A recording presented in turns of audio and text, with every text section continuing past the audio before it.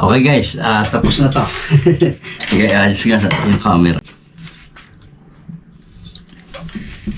So ayan, ito ay nilagyan ko na ng, ayan, ang output niya is 1650 or 16. Ayan, ang kanyang, there's 25. Ayan o, 25 yung laman ng main tank. Ayan. Nilagyan ko na siya ng 25 kasi dadaling ko na dun sa kabila. So, okay na to. Hindi ka na mapapatok kasi masyadong malakas yung ano niya. Masyadong malakas pumutok. Ginamit ko nga pang walis to eh.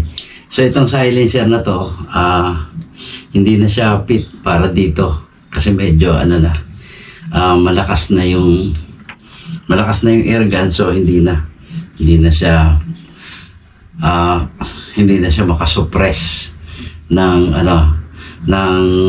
ng tunog. So, papalitan natin, try natin yon. Papalitan muna ng laman sa loob.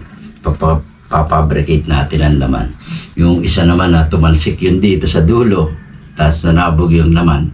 Ano na lang natin, gagawa na lang natin ng panibagong laman din yon. Same din dito sa airgun na to.